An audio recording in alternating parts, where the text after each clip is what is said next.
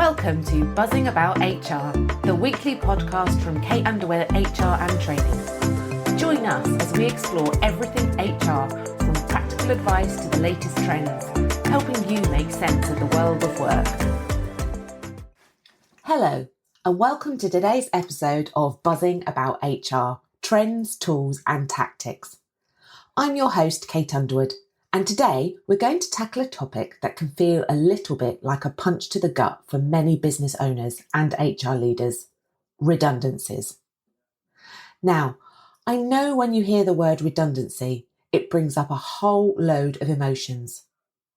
There's that immediate sense of dread, the difficult conversations, the legal complexities, and of course, the impact on your team. Whether you're facing redundancy due to financial pressures, restructuring, or changes in business direction, it's not an easy decision to make. But here's the good news. Redundancies don't have to be a disaster. In fact, if handled well, they can actually set your business up for future success. It's all about how you approach it. With the right planning, communication, and a compassionate approach, you can navigate redundancies in a way that's compliant, empathetic, and keeps morale high, even during difficult times. Today, we're going to break down the redundancy process into 4 key parts. By the end of this episode, you'll have a clear roadmap for managing redundancies step by step. So let's dive in. Let's begin with the planning stage. And this is where the foundation is really built. Before you even begin to think about sitting down with employees to talk about redundancies, you need to take a step back and really assess the situation. What's driving this decision? And what's the bigger picture here? First things first, you've got to ask yourself why redundancies are on the table. Is it because business isn't doing as well as expected? Or are you going through a period of restructuring? Or maybe you're adopting new technology that makes certain roles redundant. The reason why is crucial, because if you don't have a clear understanding of what's driving the redundancy, it's going to be difficult to explain to your employees. Once you know the why, it's time to think about alternative solutions. And let me tell you, redundancies should never be the first thing you consider. There are often other ways to manage difficult situations. Could you reduce working hours, or freeze recruitment, or offer voluntary redundancy before making a decision? Are there opportunities for redeployment within the company?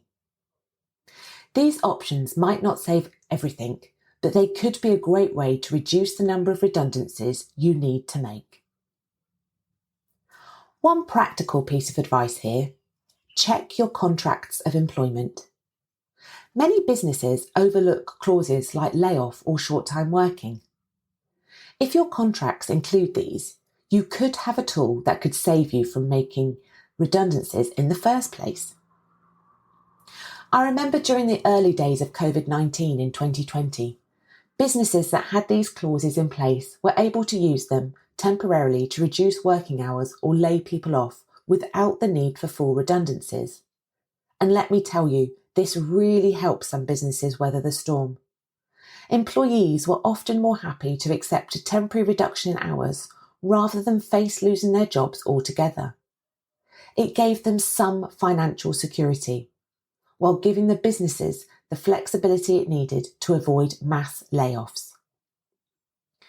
This is something I've seen work well in the past, and it could be a lifeline for you too if your business is facing difficult times. If your contracts don't currently have these clauses, it's something worth thinking about for the future. For now, make sure you're aware of any layoff or short-time working clauses you already have and see if they can be used as a temporary solution before considering redundancy. It's also important to evaluate the financial implications of making redundancies. What's the cost of redundancy pay? What impact will that have on cash flow? And how will it affect your ongoing operations? You need to have a solid understanding of the numbers, both short-term and long-term, before moving forward. If your business can't afford the redundancy packages, or if it will create a bigger financial burden down the road, you need to rethink your approach. Another key step at this stage is assessing your legal obligations. This is a step you absolutely cannot skip. You need to be familiar with all the laws and regulations that govern redundancies. This includes statutory redundancy payments, notice periods, consultation requirements, and how you select individuals for redundancy. If you don't get this part right, it can open up a whole can of worms in terms of legal challenges, so make sure you're well informed. If you're not up to speed, I recommend consulting an expert who can guide you through the legal complexities. Someone like me. Now that you've assessed the need, considered alternatives, and gotten your head around the numbers and legal requirements, you're in a much stronger position to start the actual redundancy process when the time comes. But don't rush it. Take your time and make sure you've considered every angle before proceeding. Okay, you've done the planning and now it's time to get real with the employees. This is where you need to build your business case.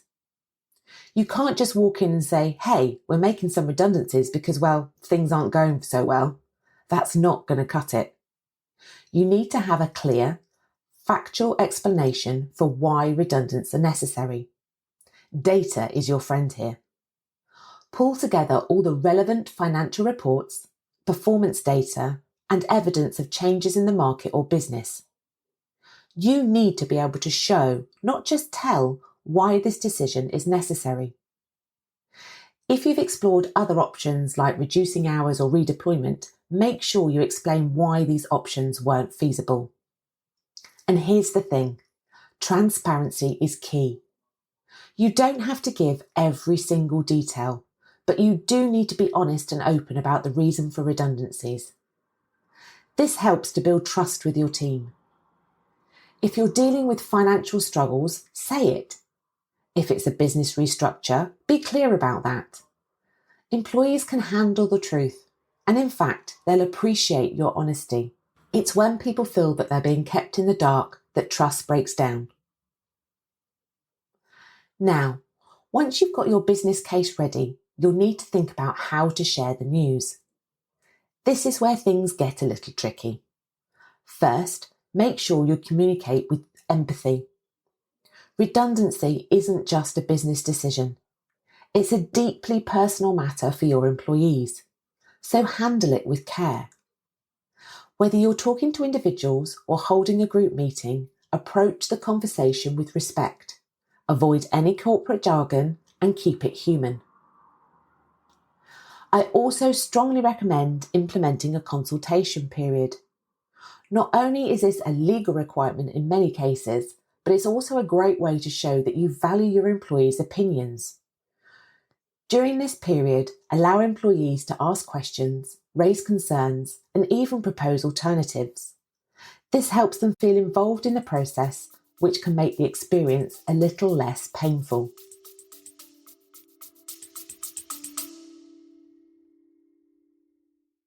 Imagine being in the boardroom with the world's most influential C-suite executives, exploring big questions about the economy, AI, and hybrid work. Welcome to C-Suite Perspectives, hosted by Steve Odland, President and CEO of the Conference Board, the ultimate podcast for professionals seeking the truth beyond trending headlines. Cut through the noise and dive into data-driven discussions, unbiased, nonpartisan, and straight from the top. Listen to C-Suite Perspectives and harness the power of trusted insights for what's ahead. So here's just a little summary of what your business case should look like. You should have an introduction and company background. It's really important to provide some context about your organisation, and here's what it should include: a description of your organisation, where your company locations are, total number of employees, whether it's a unionised environment or not, any sister or associated companies, and if you've had any recent redundancies. Now it's time to be clear about why redundancy is being considered. Here are some points to address. Why the organisation is considering the redundancies, whether it's due to financial struggles, restructuring, or changes in customer needs. Outline the specific reasons that have led to this decision. Financial struggles or operational changes provide a bit more insight into the internal or external pressures your business is facing, such as a downturn in revenue, a shift in business priorities, or changing market conditions. Here's where you can show the data that backs up your case. So, for example, your management accounts or financial data. Provide any key details like profit and loss statements that illustrate the current financial status. Sales or revenue data. If applicable, show how revenue or sales have impacted and how this affects staffing levels. Job descriptions. Outline existing roles and any new roles that may be created as part of restructuring or refocusing efforts. The current and the proposed organisational chart. This is really a key one. It shows how the business is structured and how it will look post-redundancy. And then any other relevant data. You might want to include information on customer loss, reduction in demand, or client feedback. The next section is proposals. So this is where you provide specific details about the redundancies. So this would be the number of employees affected. So you need to list the roles, job titles, and locations of the positions at risk. Any other changes to roles. So if redundancies are leading to restructuring, be clear about how roles may evolve. So, for example, the current team in the XYZ department comprises of 6 full-time employees, including a manager and 5 team members. It's proposed to reduce this team by 2, resulting in 3 full-time employees and 1 part-time employee. Some of the managerial duties, such as HR tasks, will now be carried out by the finance manager. That is clear, simple, and to the point. Supporting information. So provide an employee chart to identify all posts that are affected by the redundancies. This gives clarity and transparency to the process. You then need to look at the measures to avoid redundancy. Before jumping straight to redundancy, outline what you've done to avoid it. So things such as freezing recruitment. Have you paused hiring to cut costs? Reducing overtime. Were staff asked to limit overtime to help reduce costs? Other cost-saving measures. List any other initiatives you've put in place, such as limiting bonuses, reducing operating hours, or cutting discretionary spending. Increase charges. Did you increase prices to maintain profitability? Use of agency staff. If you stop using agency workers, make that clear. Additionally, explain why alternatives to redundancy weren't sufficient or couldn't be maintained long time. The next part is timeline and process. So now you've outlined the reasoning and proposals, it's time to present the timeline for the process. Here's what to include. Who will manage the redundancy process? Give detail on who will be responsible for overseeing the redundancy and communication process. Explain who will conduct the consultation meetings. This is usually HR or senior management, but clarify who will be involved. And the appeal process.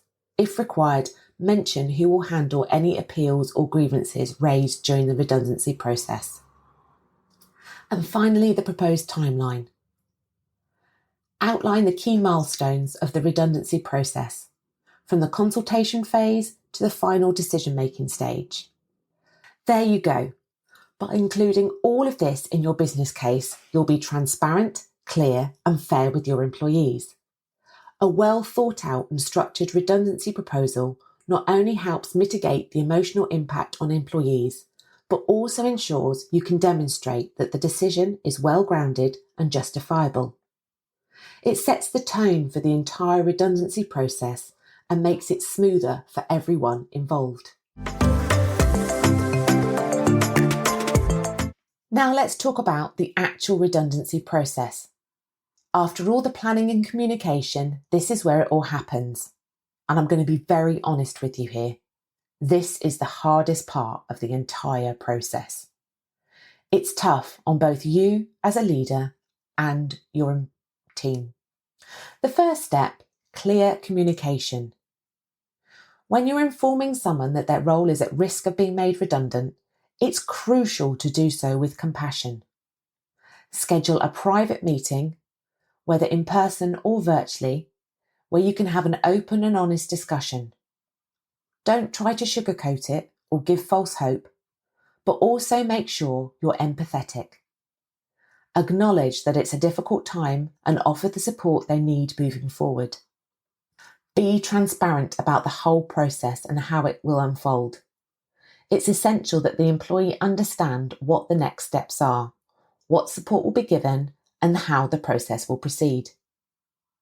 If you're personally close to the affected employee, or if you're managing the redundancy of someone within your team, you may want to consider starting the process and then handing over the remaining steps to someone like an HR consultant or a neutral third party. This ensures that the employee is treated with respect and care, and it also allows you to continue focusing on supporting the team that remain. One of the most crucial things you need to do is make sure employees don't feel like they've done something wrong.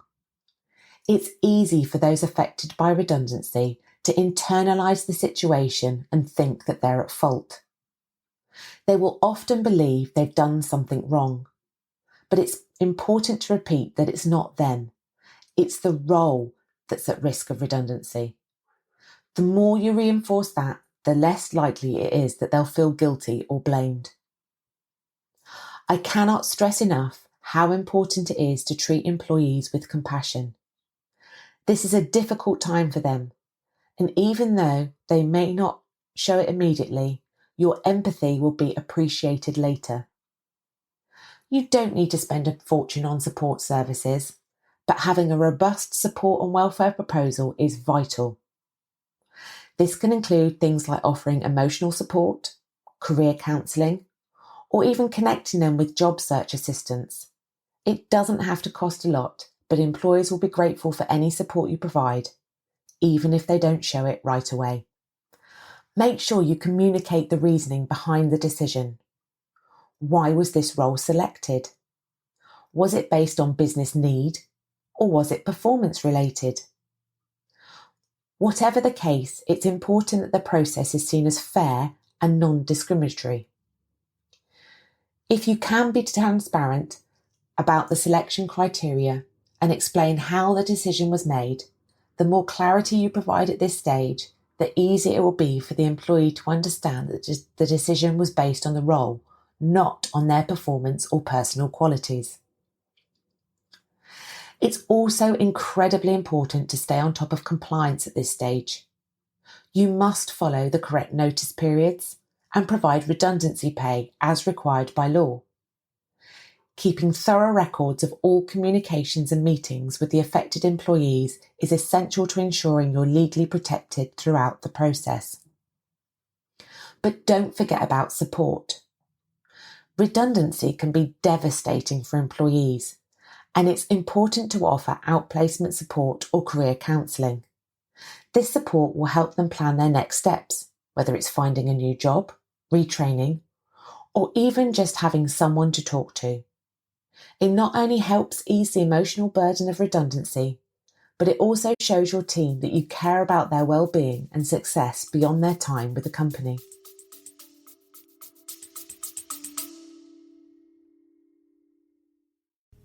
I'm April Hardy, crime victim advocate trained by Nova, founder of In Case I'm Murdered, and recent recipient of a $12,500 grant for intimate partner homicide prevention work.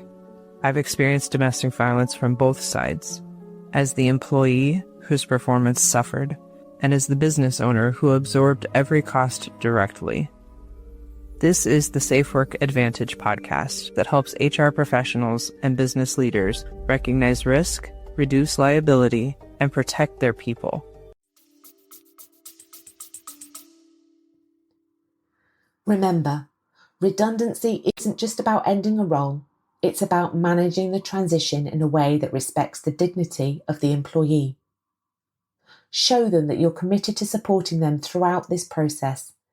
Even though it's a tough situation, they'll walk away knowing you took care of them.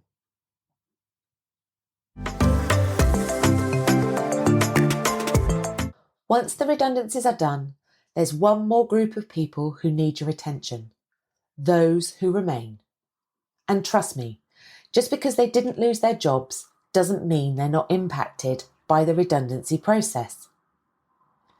Your remaining employees will likely be feeling a mix of emotions: relief, guilt, and uncertainty about their own job security. This is a crucial time to maintain morale and reassure your team. Reassure them about their roles. Let them know that their jobs are secure, if that's the case, and remind them of the company's long-term vision and goals. This can help them understand that the company is rebuilding and moving forward, and they have an important role to play in that process. Survivor syndrome is something you absolutely need to be aware of at this stage. When redundancies happen, those who remain in their roles may feel a sense of guilt or even anxiety. This is often called survivor syndrome. The individuals who have stayed may question why they weren't chosen for redundancy, or feel guilty about their colleagues that were let go. They may also feel anxious about the stability of their own role, wondering if they'll be the next one to go.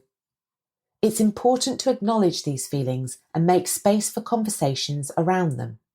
People with survivor syndrome often experience a conflict of emotions. They might feel relief, but it's quickly followed by a sense of guilt. This can create disengagement, stress, or even a decline in morale. If these feelings aren't addressed, they can have a ripple effect on the rest of the team, leading to a decline in productivity and overall job satisfaction. So, how can you address survivor syndrome? First and foremost, validate their feelings. Acknowledge that it's completely normal to feel guilty, anxious, or uncertain in the aftermath of redundancies. Let your employees know that their feelings are heard and understood. Empathy is key here. Let them know that you appreciate how hard the situation has been for everyone, including them. You need to reinforce the message that the redundancy was about the role and not about the individual.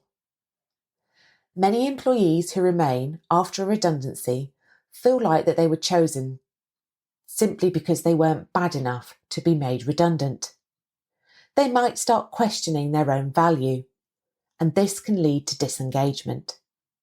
So it's really important to regularly reassure them that the decision was not personal. It was about the needs of the business, not their performance or worth as individuals. This needs to be communicated consistently. You may need to repeat this message several times, particularly in one-to-one meetings, so it starts to sink in. It's also important to address any anxieties about future redundancies, if people are worried that they might be next. Don't just brush those concerns aside. Acknowledge their fears and be honest about the future. If there's a chance that future redundancies might occur, be transparent about that, but also reassure them that the business is now in a better position to grow.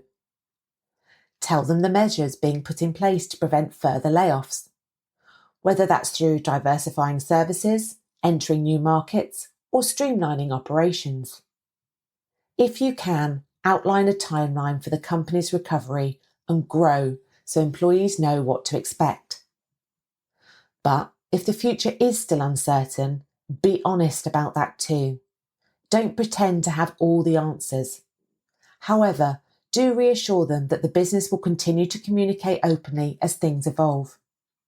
Transparency during uncertain times is crucial. It builds trust and helps alleviate the fear of the unknown. Engaging your remaining employees is absolutely crucial in rebuilding morale. Engagement isn't just about being open during tough times. It's about showing them that they're an integral part of the company's recovery. After redundancies, it's natural for employees to feel that their roles are now even more important. But it's also possible that they'll feel demotivated, unsure about their own place in the company's future. To address this, it's important to recognise their contributions. Take the time to thank them for their loyalty, their commitment, and their work that they've put in during a difficult period. Provide opportunities for growth. Employees who remain after redundancies may feel stuck or uncertain about their future. Offering training or development opportunities can give them a sense of purpose and empowerment. It also helps them feel more equipped to take on new responsibilities or evolve within the company. This is a great time to revisit your team's career development plans and offer new growth opportunities. Encourage employees to speak up about their concerns, ideas, or suggestions for the future. Having a voice in the future direction of the company can go a long way in making employees feel valued and heard. Create open spaces for these discussions, whether it's through town hall meetings, one-to-one check-ins, or just informal catch-ups. The key here is to rebuild trust. After redundancies, trust can take a hit, especially if the process was difficult or if employees feel their jobs were uncertain. Rebuilding trust takes time, but it can start with small, consistent actions that show your employees you care. Check in with them regularly, celebrate milestones, and provide ongoing feedback. When employees feel their contributions are valued, their morale will naturally improve. It's also important to recognise that trust isn't built overnight, especially after redundancies. It requires ongoing effort. But when you continue to show up with honesty, empathy, and commitment, your employees will feel supported. They'll be more likely to trust the company's future, and they'll also be more willing to invest their energy and time into helping the company recover. Finally, celebrate the wins, big and small. Every victory, every milestone, no matter how minor it might seem, should be acknowledged. This helps your team feel like they're part of something bigger and reinforces the message that the company is moving forward and growing even after a difficult period. Celebrate these wins together, bringing the team closer and helping rebuild a sense of unity. Now, let's dive into some of the common mistakes small businesses make when going through the redundancy process. And trust me, some of these are easy to make if you're not paying attention. First, there's the lack of clear communication. This is huge. A lot of businesses make the mistake of not communicating properly about why redundancies are happening. Sometimes they just say, sorry, we've got to make cuts. That's not enough. Employees will be left feeling confused, upset, and quite frankly, disrespected. One example that comes to mind is a small retail business during the pandemic. They needed to make redundancies due to a declining foot traffic, but they just told staff we're having to make cuts without offering any explanation about why certain roles were being selected. Can you imagine the confusion and resentment amongst the team? People want to understand the reason behind the decision, whether it's a financial strain, a shift in business direction, or something else. Transparency is key here. Next up, failing to follow the legal process and consultation requirements. It's so easy to skip a step when you're busy running a small business.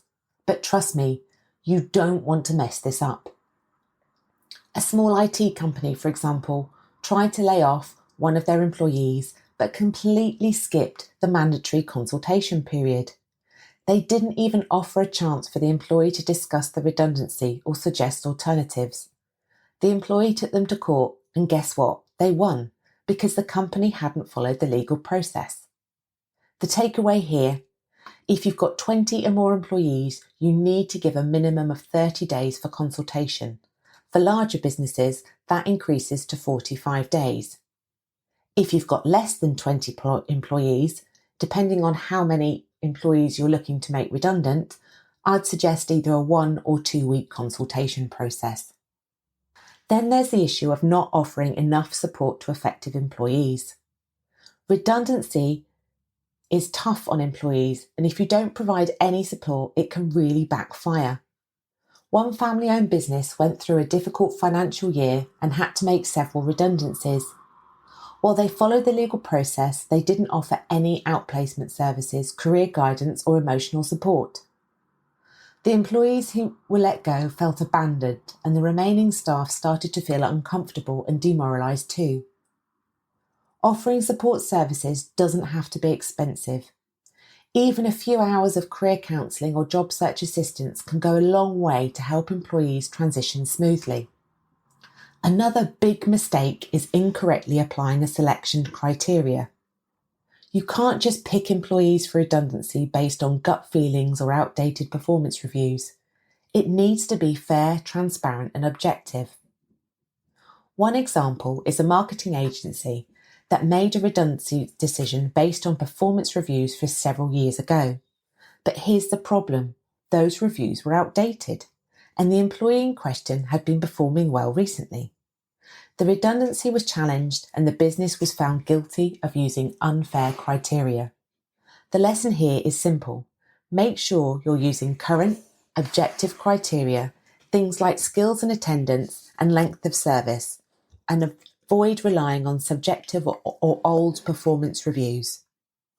Finally, after the redundancy process, not supporting the remaining employees can be a big mistake. Those who stay behind can experience feelings of guilt or anxiety, sometimes referred to as survivor syndrome, as we've already talked about.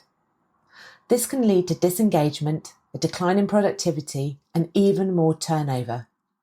For example, a small hospitality business made some redundancies due to financial pressures that didn't make any effort to reassure the remaining staff. Those left behind became anxious about their roles and worried about whether they might be next. To make things worse, they were asked to take on more responsibilities without any additional compensation, which led to burnout. You need to reassure your remaining team, give them opportunities for growth, and show them that their contributions matter. So here's a quick rundown of the 5 biggest errors small businesses can make during redundancies in the UK. Lack of clear communication, not explaining the reasons behind redundancies properly. 2. Failing to follow the legal process, skipping or mishandling consultation periods and notice requirements. 3. Not offering adequate support, failing to provide emotional or career support to employees affected by redundancy. 4. Incorrect selection criteria, using unfair or discriminatory criteria to choose which employees will be made redundant. And 5. Not supporting the remaining employees, neglecting the morale and welfare of employees who stay after the redundancies are made. By avoiding these mistakes, you can manage redundancies in a way that's not only compliant, but also supportive and respectful of all your employees involved.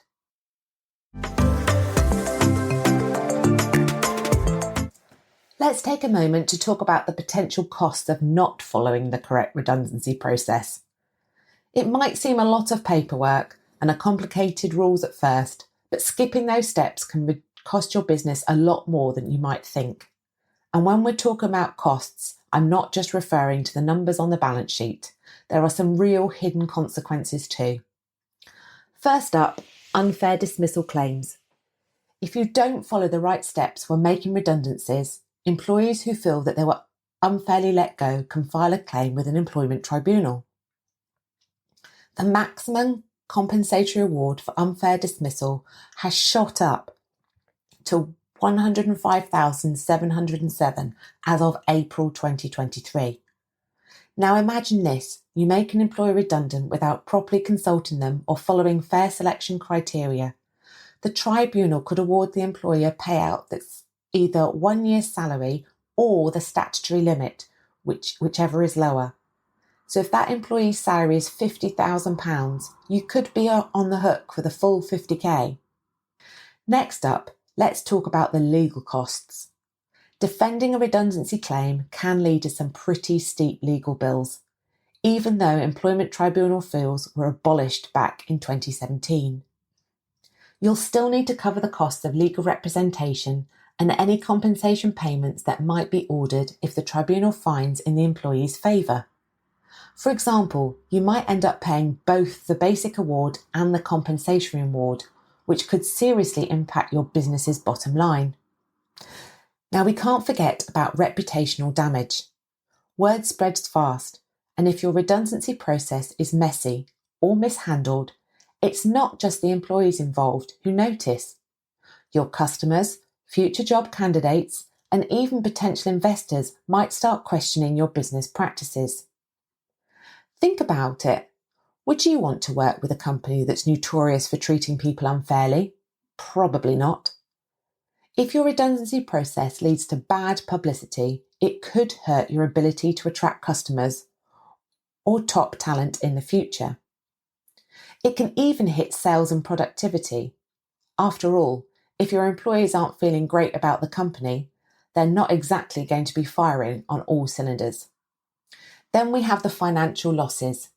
If you don't give employees the proper notice or redundancy pay, they might seek compensation for loss of earnings or even emotional distress. Imagine this, you don't follow the right notice period and employee claims for notice pay on top of their redundancy payment.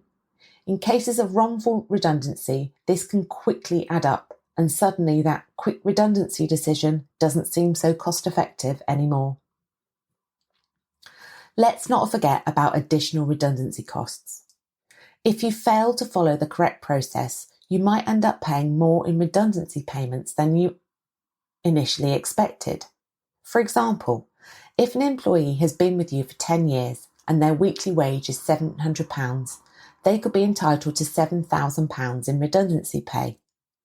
This could all add up quickly, especially if you've made multiple redundancies and missed a few legal steps along the way. And just to keep things clear, as of April 2024, the maximum statutory redundancy payment is capped at £21,000. This will go up as of April 2025. Finally, let's talk about the long-term impact on employee morale and retention. The reality is, redundancy decisions don't just affect the people who are let go. They affect everyone else who remains too. Employees who feel that the process was handled unfairly or without enough transparency might become disillusioned. They might even start looking for other opportunities, which means you're left with a higher turnover rates and the cost of recruitment and retraining new staff. Not to mention, if employees aren't motivated or engaged after redundancies, that this can hit productivity levels too. By now, you should have a solid game plan for managing redundancies. Let's quickly recap the key points to help guide you through the process. Number 1, planning. Take the time to understand the reasons for redundancies, explore alternatives, and assess the financial and legal impact. Get familiar with the legal side, including statutory payments and consultation periods. And don't forget to check your contracts for any clauses that could help you avoid redundancies. Number 2, communication. When sharing the news, be transparent and empathetic. Create a clear business case to explain the need for redundancies and implement a consultation period to give your employees a chance to be involved in the process. 3, redundancy process. During the process, maintain clear and compassionate communication. Ensure the redundancy process is fair, transparent, and legally compliant. Support the affected employees as they transition out of the company. And 4, maintaining morale.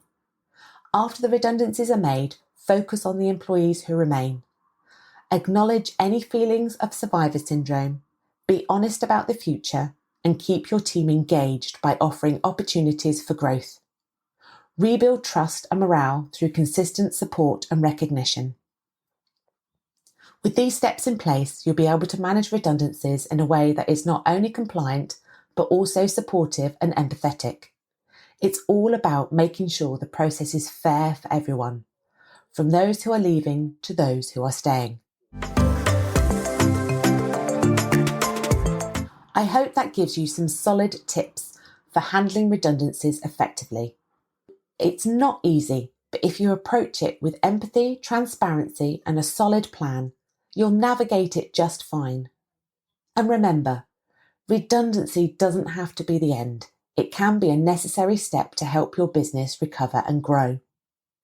And that brings us to the end of today's episode of Buzzing About HR, Trends, Tools and Tactics. I hope you found some valuable insights into managing redundancies with both care and compliance. It's never an easy topic, but with the right approach, you can navigate these challenges while keeping your business on track and your team supported. If you're facing redundancy decisions or just want some more advice on people management, feel free to get in touch. I'm always here to chat. And remember, whether you're an HR leader or a business owner, you don't have to go through this alone. There are always ways to make the process smoother and, dare I say it, a little bit easier on everyone involved. Don't forget to subscribe to Buzzing About HR so you never miss an episode. If you enjoyed today's show, please leave a review or share it with someone who might find it helpful. But let's face it, we could all use a little more HR wisdom in our lives. Until next time, keep buzzing and stay positive, because with the right people and the right mindset, you can overcome anything that comes your way. Thanks for listening and take care. Thanks for tuning in to Buzzing About HR. We'll see you next week for more insights and tips to support you and your team.